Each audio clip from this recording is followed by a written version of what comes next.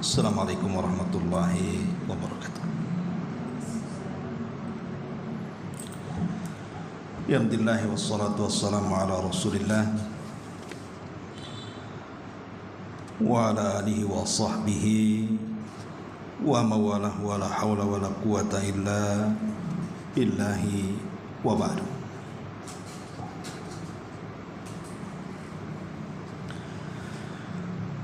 Alhamdulillah, segala puja dan puji hanya milik Allah Jalla fi'ula. Salawat dan juga salam kita hadiahkan kepada Rasul kita Nabi besar Muhammad sallallahu alaihi wa ala alihi wasallam. Baik, kita akan lanjutkan kajian kita, masih membahas Siratul Mustafa alaihi salatu wassalam, dan kita masih bicara tentang peperangan Badar,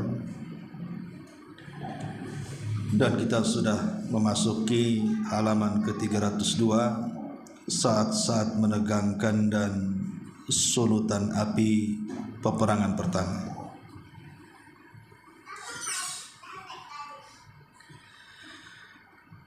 Ma'asyiral muslimat yang dimuliakan Allah Subhanahu wa taala, kita tahu bahwa perang zaman dulu itu berbeda dengan perang di zaman sekarang. Karena di zaman sekarang kadang-kadang perang itu tanpa harus menggunakan tangan orang. Cukup mengirim senjata-senjata lewat langit seperti drone dan yang semacamnya, sehingga meminimkan orang-orang terbunuh di dalam peperangan. Tetapi di zaman dulu perang berhadap-hadapan, jadi nampak keberanian seseorang dan kepengecutan seseorang. Makanya orang dulu itu sangat berbangga dengan keberanian. Dan di antara siasat untuk menjadikan musuh itu lemah keberaniannya, maka orang dulu menggunakan banyak cara. Terkadang dengan melantunkan syair, dan syair di zaman dulu itu sebagai media sama kalau sekarang kayak YouTube, televisi, koran dan yang semacamnya. Maka kedudukan syair seperti itu, jadi bisa memprovokasi orang dan juga bisa melemahkan orang. Termasuk ada yang namanya sistem mubarazah. Sistem mubarazah itu lawan tanding sebelum perang. Ini seolah-olah kita katakan kepada musuh, ini jagoanku, mana jagoan. Maka nanti satu lawan satu, siapa di antara mereka yang bisa mengalahkannya, maka itu bisa melemahkan posisi lawannya. Karena biasanya orang yang dihadapkan untuk lawan tanding itu tidak orang sembarang. Biasanya orang-orang terkuat yang sangat berpengaruh di tengah-tengah pasukan. Lah di antaranya di sini dijelaskan, orang yang pertama dianggap sebagai api penyulut terjadinya peperangan adalah Al-Aswad bin Abdul Asad Al-Makhzumi, seorang laki-laki yang sangat sadis dan berperangai buruk. Dia keluar dan mengatakan, aku berjanji kepada Allah, sungguh aku akan minum dari telaga mereka, atau aku hancurkan telaga tersebut dan aku mati karenanya. Karena dalam peperangan Badar kita tahu bahwa yang menguasai air itu kaum muslimin. Dan siapapun yang menguasai air saat peperangan, maka sangat diuntungkan dengan keuntungan besar. Karena posisi logistik dalam peperangan itu menentukan kemenangan. Jika perbekalan mereka cukup makanan dan air minum, maka itu akan mempertahankan stamina pasukan. Tapi kalau seandainya logistik ini kemudian kekurangan seperti bahan makan dan minuman, ini akan melemahkan. Karena bagaimanapun kita bisa rasakan, kita yang satu hari makan 3 kali dengan yang satu hari berpuasa itu akan berbeda kekuatannya. Lah dari kaum muslimin ada seorang yang sangat berani, bahkan disebut macannya Allah Subhanahu wa taala. Siapa dia? Paman Rasul, Hamzah bin Abdul Muttalib. Jadi melihat hal itu, Hamzah bin Abdul Muttalib keluar juga. Dan tatkala keduanya saling berhadapan, maka Hamzah berhasil mengalahkannya, lalu menebas kaki pada pertengahan betisnya. Sementara dia belum mencapai telaga, dia pun tersungkur dalam kondisi terlentang dan kakinya mengeluarkan darah hingga mengenai para rekannya. Kemudian dia merangkak menuju telaga hingga akhirnya tercebur dalam telaga. Kenapa dia melakukan seperti itu? Karena dia ingin menepati janjinya. Dia akan berjanji, saya akan merebut telaga itu atau mati karena telaga itu. Makanya dia saat terluka dia ingin mati di atas telaga itu. Makanya dia sengaja kemudian merangkak ke telaga dan mencempurkan diri. Kemudian dia pun memenuhi janjinya, mati di atas telaga. Lah tentu ini amalan jahiliyah, tidak perlu ditiru. Kita tidak boleh kemudian bersumpah untuk sesuatu yang konyol, yang tidak ada manfaatnya. Lah setelah kemudian Hamzah berhasil membunuh dengan sekali tebasan ini, inilah yang kemudian menjadi penyulut peperangan. Karena bagaimanapun Al-Aswad bin Abdul Asad Al-Mahzumi ini salah satu tokoh yang sangat dibanggakan di pasukan Quraisy. Ketika dia mati, otomatis jiwa korsa juga akan tumbuh. Karena begitulah dalam tentara. Terkadang satu mati maka akan menggerakkan semuanya. Makanya terbunuhnya Al-Aswad bin Abdul Asad Al-Mahzumi inilah yang menyulut dan mengobarkan api peperangan. Ma'asyiral muslimat yang dimuliakan Allah Azza wa Jalla. Lah setelah kemudian pasukan berhadap-hadapan, pasukan Nabi SAW dan pasukan musuh, maka dijelaskan untuk selanjutnya tampillah 3 orang penunggang kuda Quraisy yang berasal dari satu keluarga besar. Siapa mereka? Mereka adalah Utbah dan juga saudaranya Syaibah. Kedua orang ini putra daripada Rabi'ah. Jadi majulah Utbah bin Rabi'ah dan saudaranya Syaibah bin Rabi'ah. Kemudian yang ketiga Al-Walid ibn Utbah. Inilah 3 jagoan orang-orang Quraisy.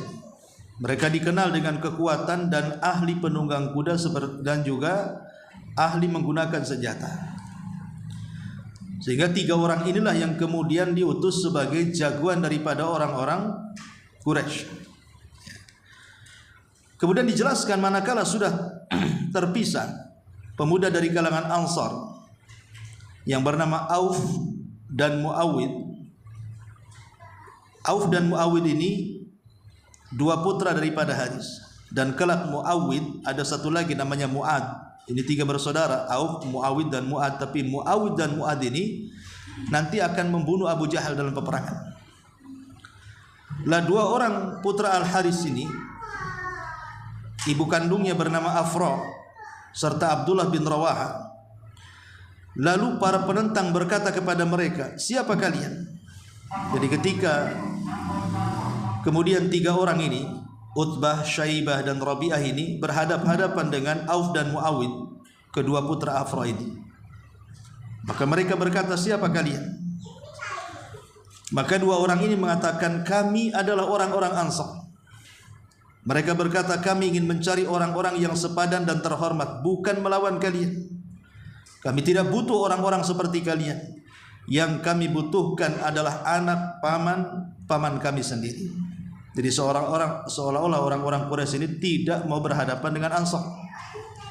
Urusan mereka dengan Muhajirin, urusan mereka hanya dengan saudara-saudara mereka yang hijrah dan meninggalkan agama penyembah berhala.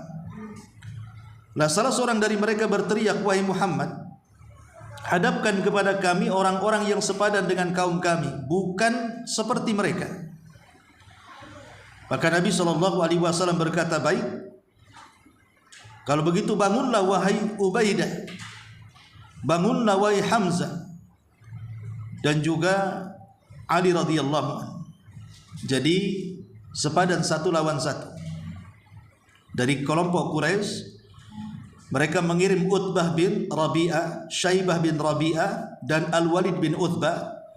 Sementara dari kalangan kaum muslimin, orang-orang Muhajirin, Rasul mengirim Ubaidah bin Al-Harith, kemudian Hamzah bin Abdul Muttalib, dan juga Ali bin Abi Thalib radhiyallahu anhu. Tatkala mereka bangun dan mendekat, orang-orang Quraisy pun berkata kepada mereka, "Siapa kalian?" Mereka pun memberitahu siapa mereka. Karena waktu itu kan wajah-wajah tiga orang ini kan tertutup, sehingga mereka tidak mengenalinya. Makanya berkata, "Siapa kalian?" Jadi mereka pun beritahu siapa mereka. Lalu dijawab, "Kalau begitu kalianlah yang sepadan dan terhormat." Maka mulailah kemudian terjadi duel di sini. Akhirnya Ubaidah bin Al-Harith yang merupakan orang tertua berduel melawan Utbah bin Rabi'ah. Sementara Hamzah berduel melawan Syaibah bin Rabi'ah, dan Ali pun berduel melawan Al-Walid ibn Utbah. Dalam duel tersebut Hamzah dan Ali tidak memberikan kesempatan kepada masing-masing lawan. Mereka berhasil membunuh keduanya dalam sekejap. Jadi Hamzah dan Ali ini bukan lawan tanding dua bersaudara ini, karena Hamzah dan Ali mudah memukul dan juga membunuh keduanya. Tetapi masalahnya Ubaidah ibn Al-Harith ini, dia agak kerepotan melawan Walid bin Utbah, sehingga kemudian ketika terjadi duel antara keduanya, rupanya dari pihak musuh berhasil melukai daripada Ubaidah Al-Harith ini. Lah melihat kemudian musuh menang, maka Ali dan Hamzah pun tidak tinggal diam. Akhirnya satu orang ini dikeroyok tiga orang, akhirnya sampai mati. Dan inilah kemenangan yang luar biasa, karena bagaimanapun ketika jagoan-jagoan orang-orang Quraisy ini terbunuh di hadapan pasukan yang sedang berbaris dan siap berperang, itu bisa melemahkan mental, karena tidak ada satupun yang berhasil membunuh kaum muslimin.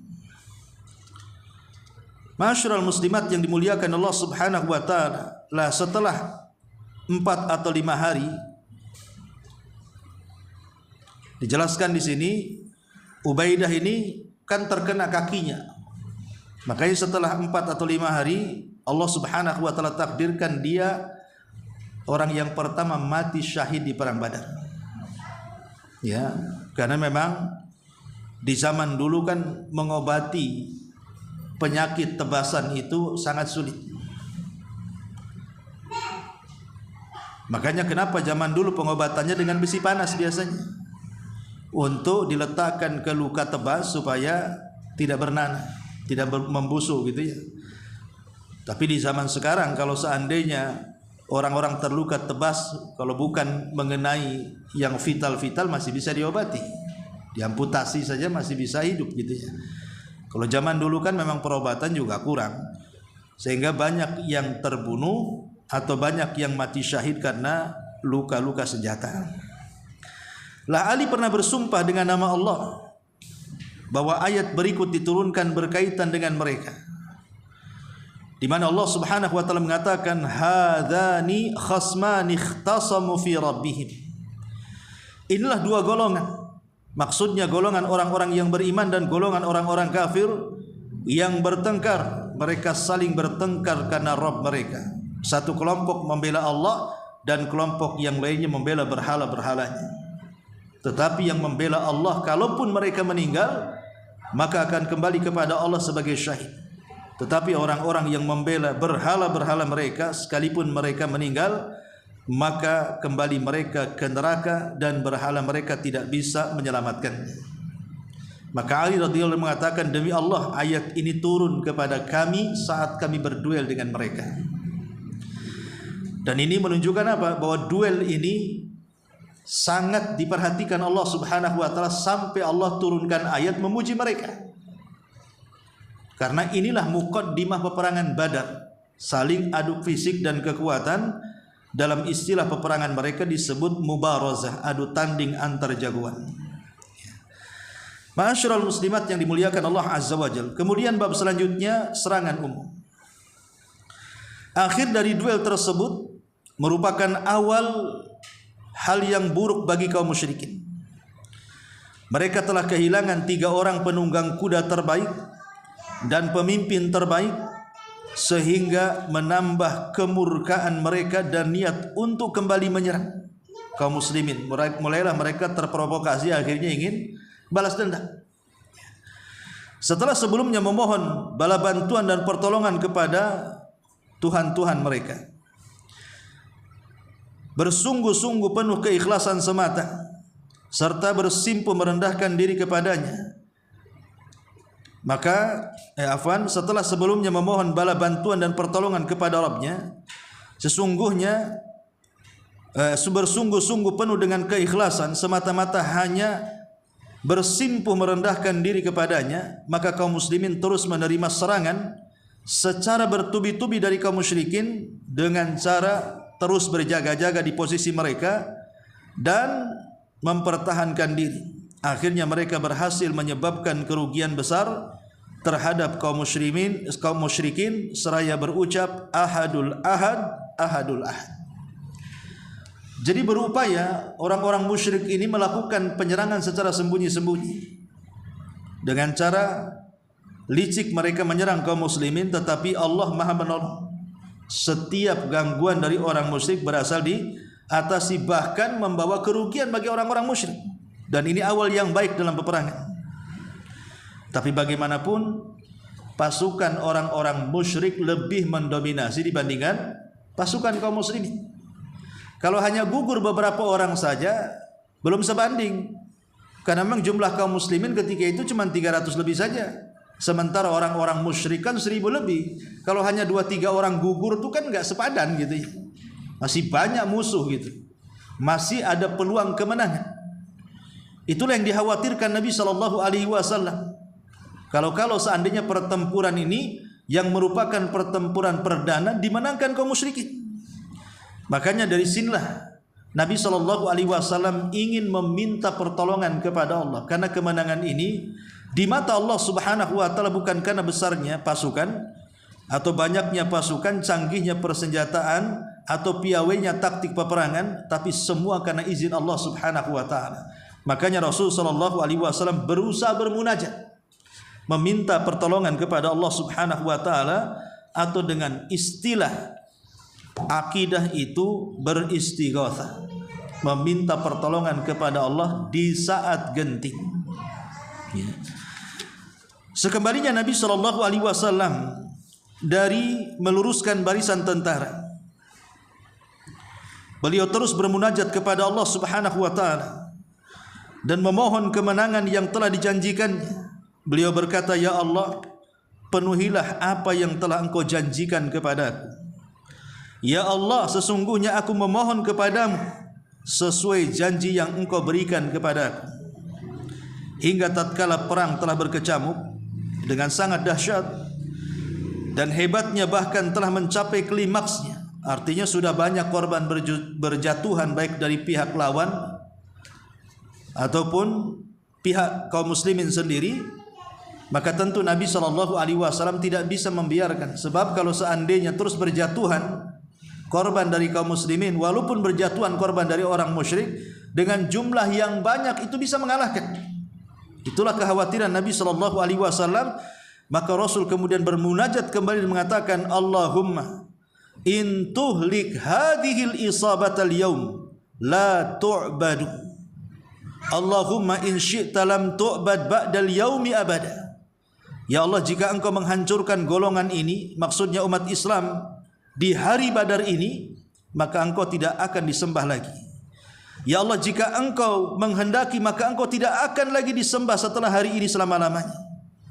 Seolah-olah Nabi SAW mengatakan, Ya Rabb, ini perang penentuan antara disembah dan tidaknya engkau. Apakah kami harus meninggal kemudian tidak ada lagi yang menyembah engkau di permukaan bumi?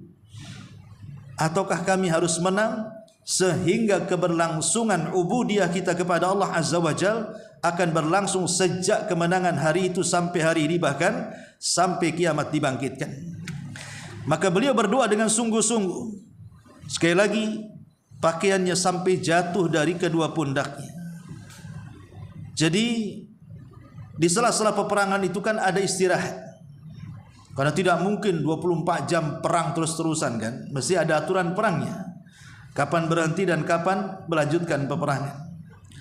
Lah di sela-sela istirahatnya perang itulah di malam hari, Nabi SAW berusaha bermunajat kepada Allah. Di samping Abu Bakar Siddiq radhiyallahu an, sehingga ketika beliau betul-betul sungguh-sungguh berdoa, tanpa sadar selendangnya jatuh. Maka Abu Bakar Siddiq radhiyallahu an mengambilnya kemudian membenahinya dan kemudian menghibur Nabi SAW dan mengatakan, cukuplah wahai Rasul, engkau telah memohon dengan sangat-sangat kepada Rabbmu dan engkau akan mendapatkan kemenangan. Jadi Abu Bakar Siddiq radhiyallahu an berusaha menghibur Nabi. Dan itulah fungsi daripada teman yang baik. Dalam kondisi genting, kalau kita punya teman yang baik, pasti dia akan datang menghibur kita. Makanya pertemanan dalam Islam itu sangat-sangat diperhatikan. Nabi mengatakan, Al-mar'u ala dini khalili. Agama seseorang itu tergadaikan dengan temannya. Kalau temannya baik akan menjadi baik, kalau temannya jahat akan menjadi jahat. Dan tidak ada teman terbaik bagi Nabi SAW melebihi Abu Bakar. Dialah teman sebelum Islam, kemudian teman setelah Islam, teman dalam berdakwah, teman dalam hijrah, teman dalam gua, teman ketika berada di Madinah, teman dalam peperangan, termasuk juga saat keduanya wafat tetap berteman dengan cara dikuburkan di sampingnya. Dan tentu pada hari kiamat dua manusia ini tidak akan terpisah di surga. Ma'asyiral muslimat yang dimuliakan Allah Azza wa Jalla, akhirnya Allah pun mulai memberikan tanda-tanda janjinya dengan cara mewahyukan kepada para malaikat untuk membantu Nabi SAW. Allah mengatakan, Anni ma'akum fasabbitul ladzina amanu sa'ulqi fi qulubil ladzina kafarur ru'ba. Sesungguhnya aku bersama kalian, maka teguhkanlah pendirian orang-orang yang telah beriman. Kelak akan aku jatuhkan rasa takut dalam hati orang-orang kafir. Dan diriwayatkan juga diwahyukan kepada Nabi SAW, Anni mumiddukum bi alfim minal malaikati murdifin. Sesungguhnya aku mendatangkan bala bantuan kepadamu dengan 1000 malaikat yang datang berturut-turut. Ini awal tabsyir, kabar gembira.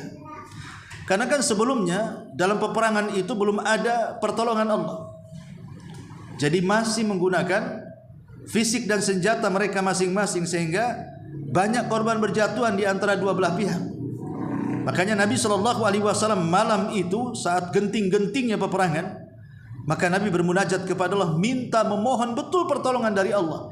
Akhirnya Allah memberikan dua pertolongannya kepada Rasul. Pertama, Allah sebarkan perasaan takut kepada musuh-musuhnya, sementara takut ini kelemahan dalam peperangan. Kalau orang pengecut dalam peperangan pasti tidak akan menang. Dan keberanian itulah yang sesungguhnya menjadikan kunci kemenangan. Maka Allah Subhanahu wa taala mencabut keberanian dari dada-dada orang-orang musyrik dan memasukkan perasaan takut kepada musuhnya. Kemudian yang kedua, Allah berikan bala bantuan tentara dari langit berupa tentara malaikat di malam itu Allah menunjukkan 1000 malaikat kepada Nabi. Ini baru muqaddimah 1000 malaikat. Karena nanti saat perang berkecamuk Allah tambah 2000 dan Allah genapkan menjadi 5000 dan langsung dipimpin oleh malaikat Jibril alaihi salatu wassalam. Malaikat turun. Nabi SAW setelah berdoa tertidur sejenak. Kemudian mengangkat kepalanya seraya berkata, "Abshir ya Abu Bakr." Berbahagialah wahai Abu Bakar. Ini Jibril. Di atas gigi serinya terdapat debu. Dalam riwayat Muhammad ibn Ishaq, Rasul mengatakan, "Bergembiralah wahai Abu Bakar, pertolongan Allah sudah datang. Ini Jibril sedang memegang tengkuk kuda guna memacunya, dan pada gigi serinya terdapat debu." Kemudian Nabi SAW keluar melalui pintu podium, lalu meraih perisai seraya membacakan ayat sayuhzamul jam'u wa yuwalluna dubur. Rasul setelah melihat Allah Subhanahu wa taala menurunkan 1000 malaikat dipimpin oleh Jibril turun ke bumi, maka Rasul ingin mengobarkan semangat para sahabat dan membacakan ayat sayuhzamul jam'u wa yuwalluna dubur. Golongan itu pasti akan dikalahkan. Maksudnya orang-orang musyrik musuh kita pasti akan dikalahkan. Mereka akan mundur ke belakang mereka. Lantas beliau memungut segenggam kerikil, lalu menghadap ke arah orang Quraisy seraya berkata, "Amat buruk wajah-wajah mereka." Dan melemparkan ke wajah-wajah mereka. Tidak ada seorang pun dari kaum musyrikin kecuali kerikil tersebut mengenai mata mereka, kedua lubang hidung mereka serta mulut mereka. Hal ini Allah turunkan firman-Nya, "Id wa ma ramaita id ramaita walakinnallaha rama." Dan bukanlah kamu yang melempar ketika kamu yang melempar, akan tetapi Allah lah yang melempar. Bagaimana Nabi SAW membawa segenggam kerikil kecil dalam butiran-butiran debu, sementara jarak kaum musyrikin jauh, bahkan tidak terlihat.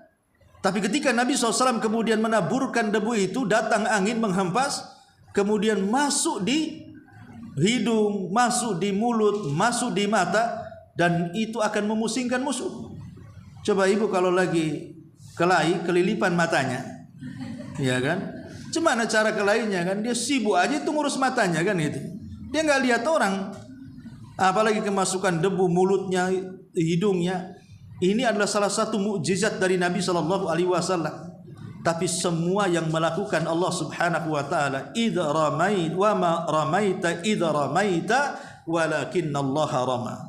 Bukanlah kamu yang melempar ketika kamu melempar, tapi Allah lah yang melempar sesungguhnya. Ya. Serangan balik.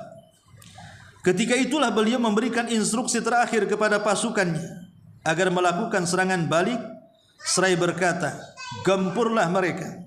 Beliau pun memberikan semangat kepada mereka untuk berperang dan mengatakan, "Demi zat yang jiwa Muhammad berada di tangannya, tidak seorang pun yang ikut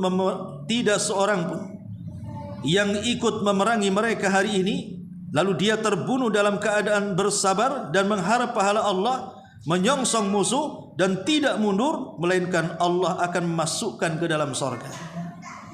Mati mulia atau hidup mulia ataupun mati syahid, itu seolah-olah simbol yang diajarkan Nabi SAW. Serbulah mereka, sekalipun kalian meninggal, maka surga sudah menanti kalian. Beliau berkata lagi, "Bangkitlah menuju surga yang luasnya seluas langit dan bumi."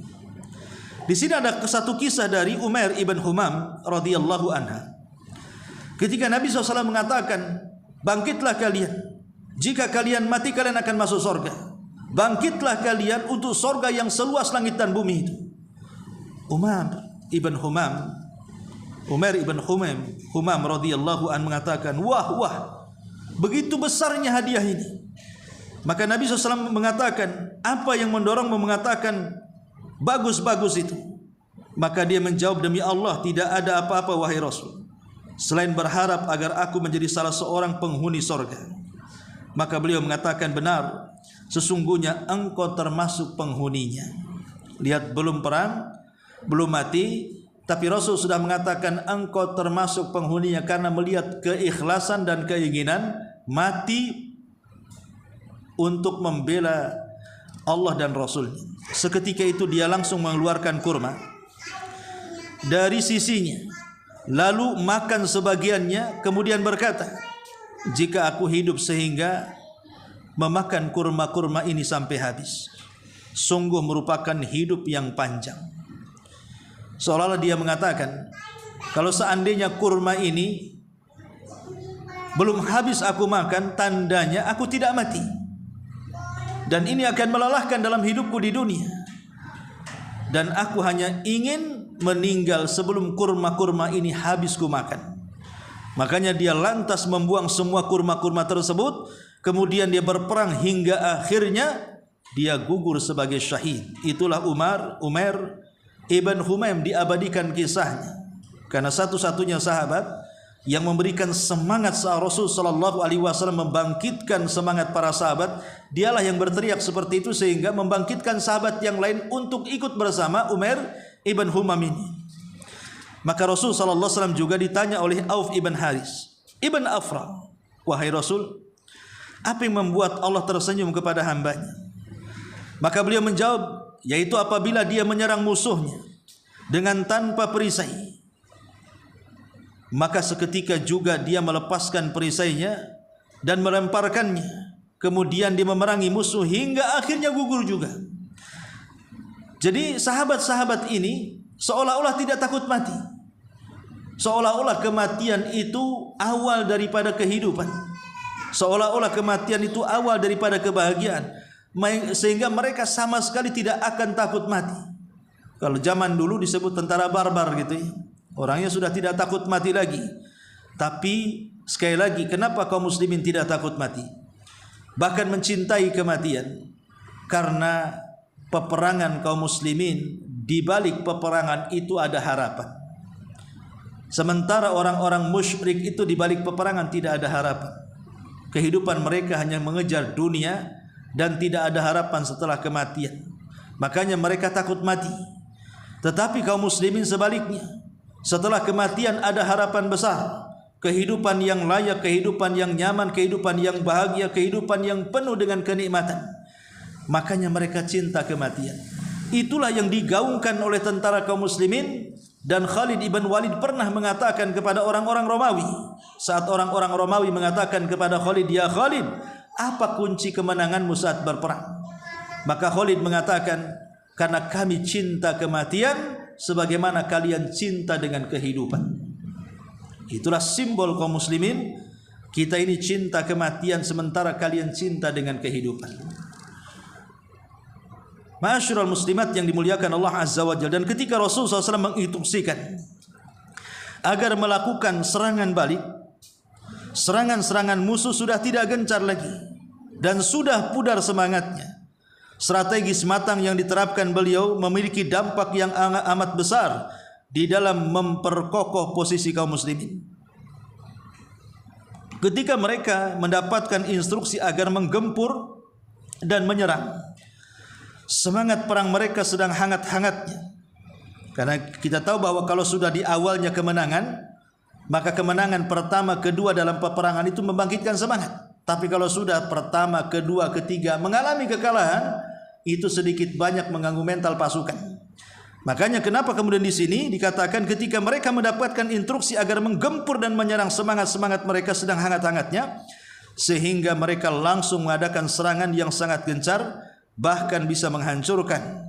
Mereka pun memporak-porandakan barisan musuh, menebas batang-batang leher mereka. Mereka semakin bersemangat dan tajam manakala melihat Rasul sallallahu alaihi wasallam meraih perisai dan berkata dengan penuh ketegasan dan lantang, sebagaimana Allah firmankan, golongan itu pasti akan dikalahkan dan mereka akan mundur ke belakang. Itulah gaungan yang digaungkan para sahabat sedang perang. Membaca ayat ini, mereka akan dikalahkan dan mereka akan mundur, mereka akan dikalahkan. Dan yel-yel dalam peperangan seperti ini membawa semangat itu, karena membawa optimis yang sangat besar bahwa musuh akan kalah. Ya.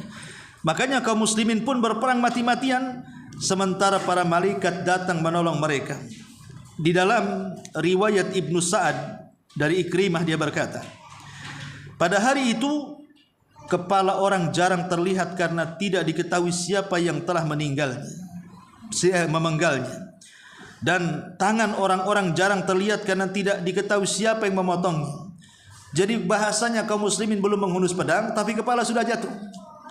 Kaum muslimin belum melepaskan panah, tapi tangan-tangan mereka sudah putus. Kaum muslimin belum kemudian menembakkan tombak-tombak, mereka sudah pada mati. Ya. Ini kan peperangan aneh namanya. Ya. Masa belum ditebas kepala hilang, belum dipotong tangan sudah putus gitu ya. Lalu siapa yang melakukan ini? Lah Ibnu Abbas radhiyallahu anhuma berkata, tatkala seseorang dari kalangan kaum muslimin dengan semangat mengejar seseorang dari kaum musyrikin yang berada di hadapannya, tiba-tiba dia mendengar pukulan cemeti di atasnya dan suara penunggang kuda berteriak-teriak, majulah wahai kuda Haizum, majulah wahai kuda Haizum. Seketika dia melihat ke arah musyrik yang berada di hadapannya, maka didapatinya tersungkur dalam posisi terlentang, lalu dia melihatnya dalam keadaan hidungnya telah ditindik dan wajahnya telah terbelah seperti kena pukulan cemeti dan seluruhnya menghijau. Artinya di sini bahwa ada peran Jibril yang luar biasa. Karena di sini dijelaskan kuda Haizum itu kuda tunggangan Jibril. Jadi Jibril itu punya kuda tunggangan dalam perang namanya Haizum, berwarna sangat putih, bersih. Itulah tunggangan malaikat Jibril, Kaidum Haizum, Kaidum Haizum, maju wahai Haizum, maju wahai Haizum. Makanya kemudian kalau sudah Jibril turun tangan, maka siapa yang bisa melawan para malaikat? Karenanya seorang dari Ansor tadi datang kepada Rasulullah untuk menceritakan tentang hal itu. Maka beliau pun berkata, benar yang kau katakan, itu adalah sebagian dari bala bantuan langit kepada kita. Abu Daud Al-Muzani berkata, sesungguhnya aku mengikuti seorang laki-laki dari kaum musyrikin untuk memenggalnya. Namun tiba-tiba kepalanya sudah lebih dahulu jatuh ke tanah sebelum pedangku menyabetnya. Maka sadarlah aku bahwa orang lain yang telah membunuhnya. Maksudnya para malaikat yang membunuhnya. Seorang laki-laki dari Ansar datang membawa Al-Abbas bin Abdul Muttalib sebagai tawanan. Maka berkatalah Abbas, sesungguhnya bukan orang ini yang telah menawanku. Yang menawanku adalah seorang laki-laki yang gundul, yang merupakan manusia paling rupawan yang pernah aku lihat. Dia menunggang kuda yang memiliki bercak-bercak dan aku tidak melihatnya ada bersama kalian. Ini pengakuan siapa? Abbas. Memang ada terjadi perselisihan, apakah Abbas ini musyrik sehingga dalam perang Badar dia pro dengan Abu Jahal, ataukah dia menyembunyikan keimanannya sehingga dengan terpaksa dia mengikuti pasukannya Abu Jahal. Tapi zahirnya dalam kisah ini seolah-olah Abbas ini masih kafir karena dia ikut tentaranya siapa? Abu Jahal dan tertangkap dalam tawanan. Nah, cuman ketika itu ada orang Ansor yang mengakui bahwa dia yang menangkapnya. Jadi dia yang mengalahkan saat peperangan, kemudian dia mengikatnya dan membawa ke hadapan Rasul. Tapi Abbas kemudian mengatakan bukan dia yang menangkapku katanya, tapi seorang laki-laki yang tampan yang tidak ada dalam barisan kalian. Maka orang Ansar ini berkata, tidak, aku yang menawannya wahai Rasul. Beliau berkata, diamlah, sesungguhnya engkau telah dibantu oleh para malaikat yang mulia. Jadi ketika orang Ansor ngeyel dan mengatakan aku yang menangkapnya, kenapa bangga orang yang menangkap musuh hidup-hidup? Karena dia akan mendapatkan hadiah ghanimah harta rampasan perang. Ya, bisa jadi mungkin yang ditangkap akan menjadi budaknya. Makanya kemudian orang berusaha tidak membunuhnya supaya menjadi harta tawanan perang, menjadi budak dan begitu seterusnya. Makanya orang Ansor semangat dan mengatakan aku yang menawannya. Kata Rasul, diam, bukan engkau, tapi malaikat yang telah menolong. Lihat bagaimana Nabi SAW mendapatkan pertolongan langit sehingga peperangan demi peperangan di perang Badar ini dengan mudah Nabi SAW kalahkan musuh-musuhnya. Iblis lari dari medan perang. Tatkala iblis menyamar dalam wujud Suraqah ibn Malik, ingat bahwa sebelum terjadi perang Badar, sebelum terjadi perang Badar itu. Abu Jahal dan para pembesar itu mereka berkumpul dan berdiskusi dengan tokoh-tokoh Quraisy. Setelah mendengar kemudian pengepungan Abu Sufyan dan juga harta yang akan diambil alih Nabi, maka Abu Sufyan pun berhasil menyelamatkan harta orang-orang musyrik dan dia pun berhasil menghindar dari pasukan Rasul. Kemudian mengirim seorang laki-laki namanya Dhamdham untuk menyampaikan surat bahwa mereka sudah dikepung.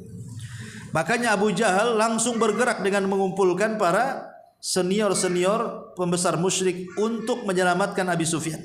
Karena bagaimanapun harta-harta mereka di tangan Abi Sufyan, kalau sampai jatuh ke tangan Rasul mereka akan mengalami kerugian. Akhirnya kemudian mereka pun mulai bergerak. Setelah kemudian mereka mendapatkan Abi Sufyan selamat, kemudian barang-barang dagangan mereka selamat, mereka mengambil modal, Abi Sufyan itu menyuruh mereka balik. Maksudnya tidak usah dilawan, udah pulang aja. Toh aku sudah selamat, harta juga sudah selamat, ngapain pula diladeni? Tapi di sini Abu Jahal memprovokasi. Oh tidak, kita sudah karuan kehujanan basah sekali. Artinya kalau kita sudah siap, kenapa tidak diserang? Jadi Abu Jahal itu memang provokator. Lah disinilah iblis datang, makin mengobarkan api permusuhan di tengah-tengah orang musyrik dan mengatakan dalam bentuk Suraqah ibn Malik, majulah kalian, tenang, kabilahku akan menolong kalian. Jadi Suraqah ibn Malik ya memang di kabilahnya dikenal pemimpin kabilah gitu ya. Tetapi iblis ini menyerupai dia. Kemudian menjanjikan kalau nanti kalian bergerak, kami juga akan bawa pasukan dan kalian pasti menang. Padahal ini hanya provokasi iblis saja. Nah, ketika kemudian betul-betul iblis menyamar dalam bentuk Suraqah ibn Malik bin Juhshum al-Mudliji, sebagaimana yang telah kita sebutkan sebelumnya, di mana dari sejak itu dia tidak pernah berpisah dengan kaum musyrikin, menyaksikan apa yang telah diperbuat para malaikat terhadap kaum musyrikin. Maka pergilah dia dan lari terbirit-birit, karena memang bukan lawannya malaikat. Jadi iblis itu bukan lawannya. Kalau seandainya, boleh jadi kalau malaikat tidak turun membantu Rasul, mungkin Rasul akan mengalami kekalahan karena di belakangnya iblis, kan begitu.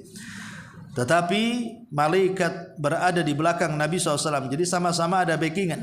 Orang-orang musyrik backingnya iblis, tapi kaum muslimin backingnya para malaikat. Jadi di sini orang musyrik melawan orang mukmin dan iblis melawan malaikat, dan dua-duanya dikalahkan oleh kaum muslimin dan para malaikat sehingga iblis pergi terbirit-birit. Ketika itu Al-Haris bin Hashim yang melihatnya, karena menyangka dia adalah Suraqah, menariknya, namun dia malah menendang dada Al-Haris dan mendorong sehingga terjatuh. Jadi ketika Suraqah hendak pergi lari, Al-Haris bin Hashim ini langsung menariknya. Kau mau kemana? Mau lari di peperangan? Soalnya seperti itu. Tapi tiba-tiba Suraqah menendangnya sehingga jatuh. Maka orang-orang musyrik yang sempat memergoki berkata kepadanya, mau kemana engkau hai Suraqah? Bukankah engkau yang pernah mengatakan sesungguhnya engkau akan menjadi pelindung kami dan tidak akan meninggalkan kami? Dia berkilah dan mengatakan, sesungguhnya aku melihat apa yang kalian tidak lihat. Sesungguhnya aku takut kepada Allah dan dia amat pedih siksaannya. Lantas dia benar-benar melarikan dari peperangan dan menceburkan diri ke dalam lautan dan hilang entah ke mana. Itulah bagaimana iblis ikut berperang membantu Abu Jahal. Tapi kalau bukan karena pertolongan Allah, kemudian para malaikat dan kegigihan Rasul dalam berstrategis perang, maka tentu kemenangan ini tidak mendapatkan kemenangan yang benar. Tapi karena semua adalah pertolongan Allah Azza wa Jal, makanya kaum muslimin menang dan kekalahan telak bagi orang-orang musyrik. Tanda-tanda kegagalan dan keguncangan sudah melanda barisan kaum musyrikin. Mereka semakin melemah akibat tekanan yang demikian hebat dari kaum muslimin, dan peperangan hampir mencapai babak akhir. Lalu karena itu sekelompok kaum musyrik pun mulai ancang-ancang untuk kabur, menarik mundur pasukan. Akhirnya kaum muslimin berhasil menunggangi punggung mereka alias mengalahkan mereka, baik menawan ataupun membunuh hingga sempurnalah kekalahan mereka. Jadi kaum muslimin berhasil menawan sebanyak 70 orang dari kalangan kaum musyrikin dan membunuh banyak pasukan dari kalangan kaum musyrikin. Lah tawanan-tawanan inilah yang kemudian menjadi awal babak baru tentang pendanaan perang bagi kaum muslimin, karena ketika itu Rasulullah SAW meminta kepada para sahabat ide apa yang harus dilakukan dengan tawanan. Umar dengan tegas mengatakan, penggal lehernya semuanya. Bukankah mereka memusuhi Allah dan Rasulnya? Tapi Abu Bakar mengatakan jangan. Bukankah sebagian mereka kerabat kita? Mungkin sebagian mereka paman kita, sepupu kita, keponakan kita. Kenapa kita tidak minta tebusan saja? Dengan tebusan yang besar. Sehingga dengan tebusan itu mereka bebas dan kita mendapatkan pembiayaan besar. Umar tidak setuju, tapi entah kenapa Rasulullah SAW setuju dengan kebijakan Abu Bakar. Akhirnya kemudian membuat semacam undang-undang, siapapun yang ingin bebas silahkan tebus dengan keluarga kalian. Maka banyak yang ditebus, tapi banyak yang tidak mampu menebusnya. Maka orang-orang yang tidak mampu ditebus, maka mereka yang bisa menulis wajib mengajarkan kepada anak-anak kaum muslimin. 10 anak kaum muslimin mereka harus bisa menulis dan membaca. Jadi Rasulullah SAW mengatakan, kalau kalian tidak bisa ditebus dan kalian bisa menulis, kalian bisa baca, ilmu kalian diajarkan kepada anak-anak kaum muslimin. Jadikan guru malah. Ya. Setelah kalian berhasil kemudian memberikan kecerdasan kepada anak-anak kami di sini, sehingga mereka bisa membaca menulis, baru kami bebaskan. Jadi ada dua pilihan, ditebus atau mengajar, gitu ya. Tapi bagi yang tidak bisa ditebus, bagi yang tidak bisa mengajar, maka mereka akan menjadi budak selamanya. Walaupun pada akhirnya sebenarnya kemudian Allah Subhanahu wa taala mendukung pendapatnya Umar bin Khattab radhiyallahu an, dan tidak boleh memberlakukan tawanan kecuali dibunuh. Enggak boleh. Sehingga turun ayat makana lin nabi an yakuna lahu asra. Tidak layak bagi seorang nabi memiliki tawanan di sisinya hanya karena urusan duniawi, tebusan-tebusan sedikit itu. Maka sebaiknya mereka bunuh, karena bisa saja mereka ditebus kemudian akan datang dan menyerang kembali untuk balas dendam. Jadi pikiran Umar bin Khattab radhiyallahu an yang dipilih oleh Allah Subhanahu wa taala, walaupun pada awalnya Rasul memihak pendapat Abu Bakar, tapi pada akhirnya kemudian memihak pendapat Umar karena ada wahyu yang menguatkannya. Makanya Umar bin Khattab radhiyallahu an dikenal sebagai orang yang muhdits atau mulham, yang mudah mendapatkan ilham, sehingga kata-katanya selalu menurunkan wahyu Allah Subhanahu wa taala. Dan itu banyak perkataan Umar yang menjadikan turun wahyu, seperti hijab. Ya, ibu-ibu berhijab ini karena Umar bin Khattab radhiyallahu an. Sehingga turun ayat hijab. Pengharaman khamr itu karena Umar juga, sehingga turunlah pengharaman khamr sampai kiamat. Kemudian digesernya makam Ibrahim yang tadinya lengket dengan Ka'bah, kemudian digeser sehingga jauh dari Ka'bah.